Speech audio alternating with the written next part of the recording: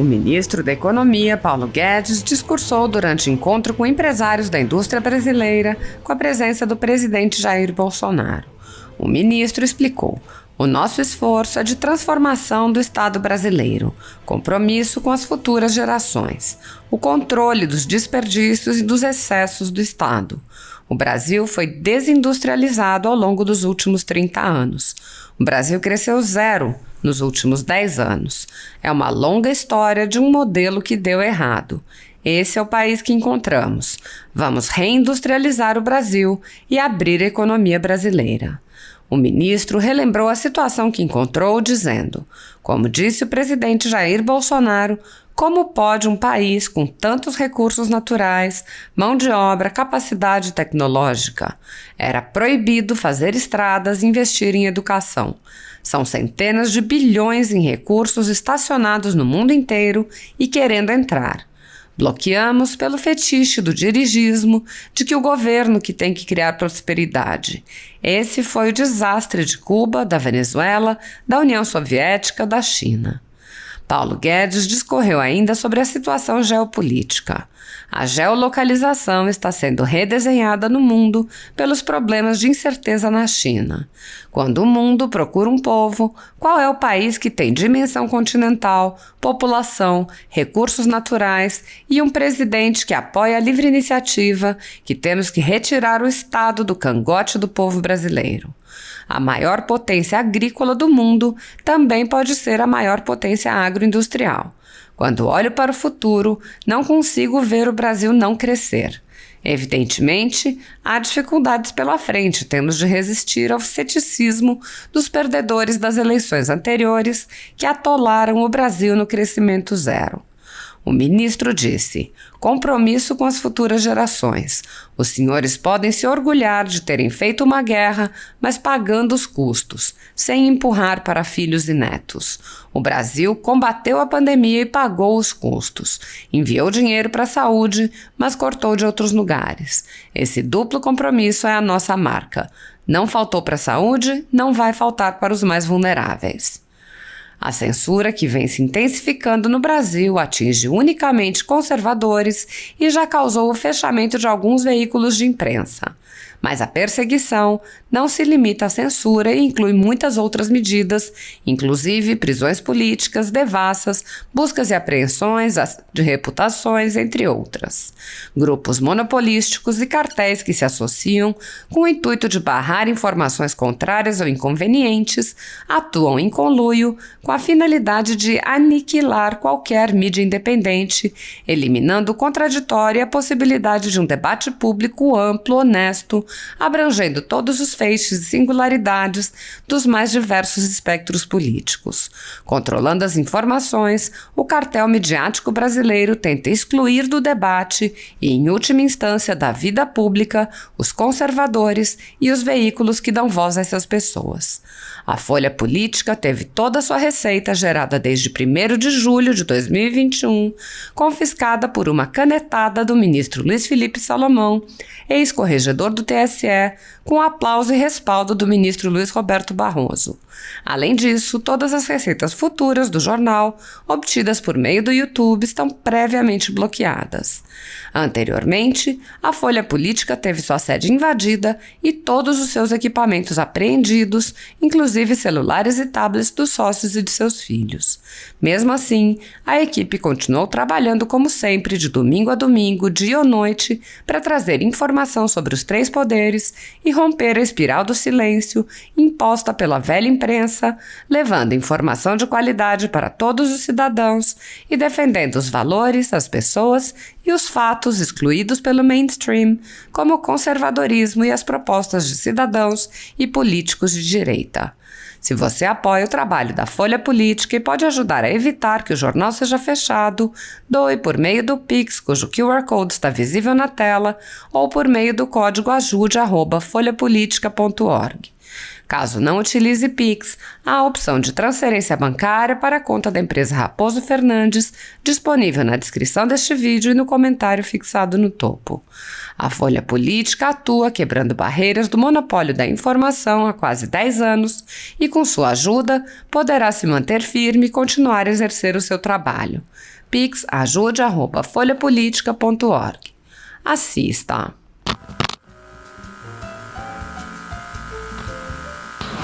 Bom dia a todos. Presidente Bolsonaro, amigos ministros, presidente Robson, amigos empresários.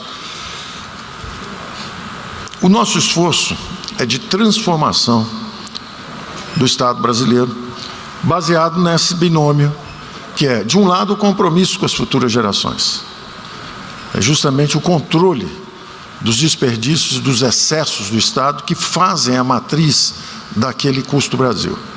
Logo chegamos, iniciamos, nós e o setor privado, desde o início, justamente para criar terapêutica para um diagnóstico que nós tínhamos em comum. O Brasil foi desindustrializado ao longo dos últimos 20, 30 anos.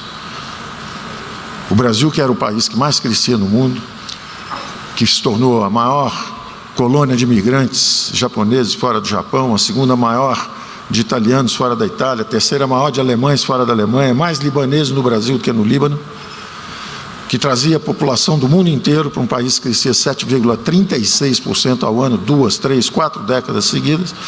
O Brasil, ao final do regime militar, já estava em desaceleração. Começou a cair para 5, 5,5%. Entrou na década perdida, logo que fizemos a redemocratização. Se batizou de década perdida porque crescíamos a 2,5%. E agora, como no início da exposição vimos, o Brasil cresceu 0 nos últimos 10 anos. Então, é uma longa história. É uma longa história de um modelo que deu errado e foi aterrissando até parar. O Brasil é hoje prisioneiro de uma armadilha de crescimento 0. Esse foi o Brasil que nós encontramos. E a nossa proposta e o nosso diagnóstico era exatamente esse. Vamos reindustrializar o Brasil. Vamos abrir a economia brasileira. Vamos transformar o capital institucional do país, com todos esses marcos regulatórios. Vamos transformar a economia brasileira. Como diz o presidente durante toda a campanha, disse, como é que pode um país com tantos recursos naturais, com mão de obra, com capacidade tecnológica, temos desde o astronauta até os engenheiros do IME, do ITA, até 73% hoje dos nossos cursos superiores estão mobilizados já para o mercado de trabalho, justamente quando melhoramos a regulamentação e permitimos que o capital privado pudesse entrar em educação, porque era proibido, da mesma forma que era proibido fazer estrada, ministro Tarcísio, era proibido investir em educação, ministro Milton. É uma visão equivocada. São centenas de bilhões de recursos estacionados no mundo inteiro querendo entrar e nós bloqueamos essa fronteira de investimento pelo fetiche do dirigismo, pelo fetiche de que é o governo que tem que criar prosperidade. Isso é um equívoco intelectual. Esse foi o desastre de Cuba, foi o caminho da miséria da Venezuela, foi o caminho da União Soviética, foi o caminho da China também. A China afundou enquanto era socialista. Busquem informações recentes, leiam um livro, Como a China se tornou capitalista, um prêmio Nobel de Economia e um chinês, um americano, prêmio Nobel de Economia, Coase, e um chinês, mostrando as duas Chinas, uma simbolizada por Pequim, afundando, implodindo lentamente, a China das estatais, e a outra é Xangai, a arquitetura do futuro, as indústrias do futuro, toda a tecnologia digital, essa é privada. Olhem as plataformas que trouxeram 600 milhões de chineses que plantavam e comiam arroz e hoje exportam televisão, tela plana, iPhones para o mundo inteiro. É o setor privado, são centenas de bilhões, da mesma forma que a democracia é um algoritmo de decisão política descentralizada contra o totalitarismo que fez os grandes equívocos da humanidade. A economia de mercado é um algoritmo de decisão econômica descentralizada. E é isso que nós estávamos precisando no Brasil. Então nós começamos exatamente com uma agenda de reformas, vencendo o ceticismo dos oposicionistas. Quem estagnou o Brasil, quem colocou o Brasil em último lugar no PISA internacional, dos exames internacionais de educação, esses foram os que previram o nosso fracasso. Então, errando sucessivamente. No primeiro ano, o ceticismo com as reformas, começamos a grande reforma da Previdência, não fizemos completa, queríamos fazer mais, queríamos colocar um sistema de capitalização com poupança garantida. O Brasil estaria já assegurando maiores taxas de investimento e crescimento futuro. Nos deixaram fazer só pela metade. Mas começamos também com a reforma do marco regulatório, começamos com o gás natural. Estava parado há 7 anos, saneamento, petróleo, gás natural. Começamos com o petróleo, com a cessão onerosa. Fomos atingidos pelo Covid. De novo, o ceticismo quanto à capacidade de reação da sociedade brasileira. E como foi dito, nós estávamos juntos todo o tempo. Nós que estávamos desenhando aquele algoritmo do Custo Brasil e calculando em 1,5 trilhão, junto com o setor privado, nos desviamos para a produção de máscaras, para a produção de ventiladores pulmonares, eventualmente para a produção de vacinas. Quer dizer, contra o ceticismo do mundo, o Brasil já vacinou 95% de sua população adulta, 70% com vacinação completa, retorno seguro ao trabalho. Previam que o PIB brasileiro ia cair 10%, caiu 4%. Várias economias avançadas caíram 10%, 9%, 8%, 7%. Todos, Itália, França, Reino Unido, Alemanha, todos caíram mais do que o Brasil. Previram que nós íamos ficar em depressão, voltamos em V, diziam que era o V do virtual, que eu estava imaginando. Como dizem agora que eu estou imaginando um Brasil que não existe para o ano que vem, porque o ceticismo vai sendo rolado ano a ano, à medida que se frustram as piores expectativas. O Brasil voltou em V, subiu 5,5%, preservou 11 milhões de empregos no setor privado. É a primeira recessão onde nós não perdemos liquidamente empregos no setor privado. Protegemos 68 milhões de brasileiros e voltamos às reformas estruturantes. Então, surpreendemos pela segunda vez os céticos, e principalmente quem nos olha lá de fora, com o olhar dos perdedores da eleição no Brasil. No terceiro ano, imediatamente retomamos as reformas. E o Brasil cresce agora 5,1%, 5,2% esse ano. Todos os setores crescendo, construção civil, todos os setores e as plataformas de investimento, à medida que nós aprovamos os marcos regulatórios. E o Congresso tem nos apoiado, e o setor privado nos deu a mão, e o presidente tem nos apoiado. E as reformas estão lá. Quem pede a reforma administrativa, está lá, já foi entregue. Quem pede a reforma da tributação, está lá. Nós sentamos com o senador Roberto Rocha, finalizamos tudo, está lá. Está tudo lá. É só aprovar. A nossa parte está lá. Não está só a PEC 110, não é só a reforma sobre consumo, não. Está lá o imposto de renda também. E cá para nós, eu acho um sinal de inteligência aprovar um imposto sobre dividendos de 15%. Porque todo mundo já está falando que quando vier, virá no progressivo, já vai ser 30%, e sem baixar o imposto sobre as empresas. O que nós fizemos é o que o mundo está fazendo. Os impostos sobre empresas eram 44% há 40 anos atrás, foram descendo para 40%, o Reagan, que era um revolucionário, baixou para 35%, depois baixaram para 26%, hoje a média mundial é 23,5%, o Brasil está lá em cima, com 36%. Ao mesmo tempo, só Brasil, Estônia e Letônia não cobram sobre dividendos. E nós estamos cobrando só 15% quando mandamos na nossa proposta. Foi um sinal de pouca inteligência não aprovar. Porque quando a gente aprova isso, nós estamos indo em direção ao mundo, tributando dividendos, como todo mundo, e derrubando o imposto sobre as empresas, justamente nesse momento em que a geolocalização está sendo redesenhada no mundo pelos problemas de incerteza com a China. Quando o mundo procura um pouso, quem é o país que tem dimensão continental, população, recursos naturais e, acima de tudo, um presidente que apoia a livre iniciativa, que acredita que a fonte de crescimento é o setor privado e que nós temos que tirar o Estado do cangote do povo brasileiro. Então era nesse momento que nós tínhamos que acenar com impostos mais baixos para as empresas, para trazer dinheiro do mundo inteiro nas nossas novas fronteiras de investimento. Gás natural, petróleo, cabotagem, saneamento, aeroportos, portos, ferrovias, rodovias, essa mudança de eixo nos nossos leilões, em vez de ser leilão arrecadatório, ser o leilão que, na verdade, maximiza os investimentos futuros. Não adianta você cobrar muito, o Estado recebe o dinheiro, depois não tem dinheiro para fazer investimento. Então, nós mudamos a filosofia também dos investimentos. Então, o Brasil tem um enorme futuro pela frente. Eu diria até que se o futuro é verde e digital, nós já estamos lá. E como foi dito aqui um pouco antes também, aproveitar as vocações. A maior potência agrícola do mundo pode ser a maior potência agroindustrial do mundo, o agroindústria. Se nós temos o Nordeste com logística, com 15% já da produção de energia eólica, com a produção de energia renovável, além do turismo e além do favorecimento geográfico, basta usar essas vocações. Da mesma forma, estamos entrando nos organismos internacionais. Nosso presidente Marcos Trujillo, no NDB. Quando chegamos, tínhamos 700 milhões de dólares de investimento. Hoje temos 5 bilhões de dólares, fora 1 bilhão de dólares do programa de crescimento verde que levamos para Glasgow, junto com o nosso ministro Joaquim Leite. Então, o Brasil, quando eu olho para o futuro, eu não consigo ver o Brasil não crescer.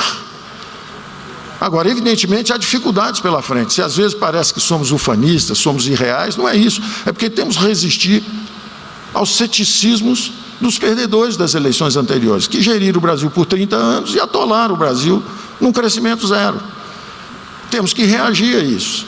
E não reagimos com ufanismo, reagimos com realidade, dizendo, olha, a inflação está subindo, é um problema no mundo inteiro, o Banco Central está subindo os juros, isso desacelera o crescimento, mas não causa recessão. Se a taxa de investimento nossa está chegando a 20%, é o pico desde 2014.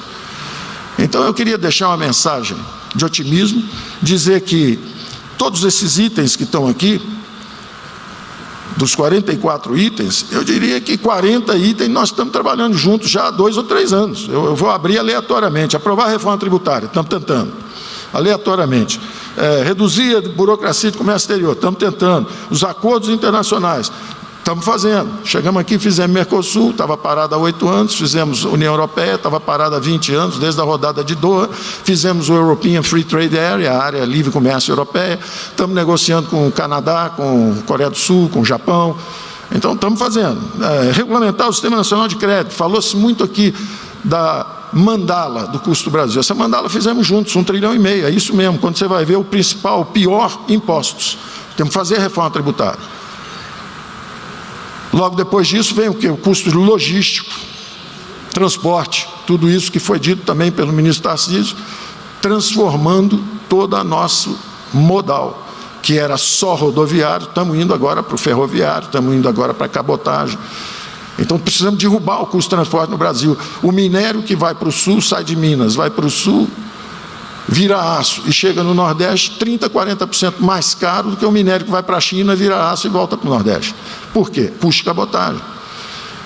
Então nós estamos atacando em todas as dimensões essas disfunções, mas a palavra de ordem é o seguinte, é justamente, de um lado, o compromisso com as futuras gerações.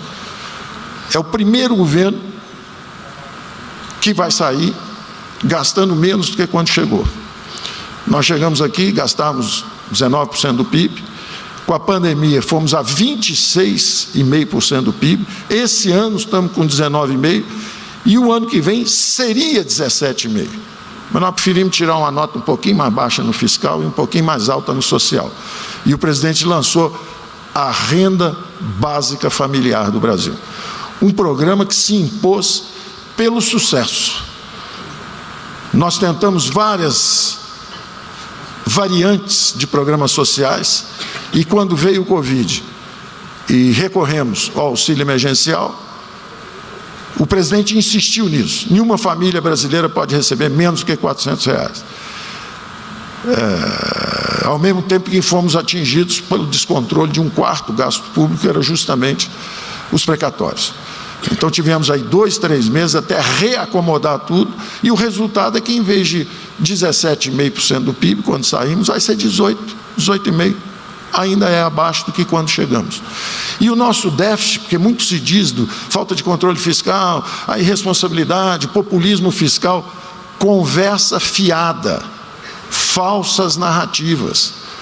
A verdade dos números é a seguinte: chegamos com um déficit de 2% do PIB, no primeiro ano puxamos para 1% do PIB. Chegou a doença, fomos a 10,5% do PIB. Esse ano fecha 1% do PIB. Nenhum país do mundo fez isso. Nenhum país do mundo fez isso. O presidente honrou o duplo compromisso. Não faltou dinheiro para a saúde. 10,5% do PIB para a saúde. Mas isso não virou farra eleitoral para ninguém. O déficit no ano seguinte voltou para o que era antes. Exatamente onde estava antes. Isso é sinal de compromisso com as futuras gerações. Os senhores podem se orgulhar de ter feito uma guerra, mas pagando os custos, em vez de empurrar os custos para filhos e netos. Corajosamente, o Brasil enfrentou a pandemia, gastou e pagou os custos. Pagou substituindo gastos. Não faltou dinheiro para a saúde, mas cortamos em outros lugares. Interrompemos reajustes de salários, cortamos outras áreas. Os ministros todos se sacrificaram em suas atividades para possibilitar a guerra à pandemia. Então, esse duplo compromisso é a nossa marca. Não faltou para a saúde, não vai faltar para os mais vulneráveis com o plano Renda Brasil, com o auxílio, na verdade, o Auxílio Brasil, é uma renda básica familiar. Nenhuma família brasileira recebe menos que R$400. Então, estamos de olho também no social, um programa que se impôs pelo próprio sucesso que o auxílio emergencial teve durante o tratamento da pandemia, o combate à pandemia. Então, eu queria deixar palavras aqui de ânimo, de parabéns pelo trabalho conjunto, de parabéns por essa agenda. E eu deixo a vocês também um desafio. Brilhante o trabalho da CNI no treinamento. O futuro está baseado justamente em treinamento especializado, toda essa assistência, essa capacitação de mão de obra, porque o crescimento é feito disso. Não é só a mão de obra bruta, é a educação que dá a qualificação profissional para os jovens. Não é só o cimento, não é só a acumulação de máquinas, fábricas, instalações industriais, é também a tecnologia que dá qualidade. E não só são os recursos naturais, é principalmente essa camada institucional, de inteligência institucional, de liberar as forças produtivas do país. O Brasil pode perfeitamente, há casos sucessivos de milagres em economias mundiais, países crescem 4%, 4,5%, 3%, 4%, 5%, 6%, 7 anos seguidos, até com taxas de investimento mais baixas do que a nossa, simplesmente porque desregulamentaram e ampliaram a fronteira de possibilidade de produção do país. O Brasil pode fazer isso. Agora é preciso essa atitude de apoio à transformação do Estado brasileiro. Então nós contamos com esse apoio e parabenizamos todos vocês. Agora eu quero deixar uma reflexão para a CNI. Faz um belíssimo trabalho, mas a forma de financiamento está equivocada. Não pode ser imposto sobre folha de pagamento, que é uma arma de destruição em massa de empregos. Se nós não falarmos a verdade uns para os outros, nós não vamos ter sucesso. Nós só teremos sucesso se nós falarmos a verdade uns para os outros. E a verdade é que esse financiamento é equivocado, destrói empregos. Um trabalhador para ganhar R$1.000 custa R$2.000 para a empresa. Essa cunha fiscal é inaceitável. O trabalho é brilhante. Nós temos que tributar de outra forma e assegurar esse financiamento, porque o trabalho é brilhante, é excepcional. O financiamento é errado, é uma arma de destruição em massa de empregos. Obrigado.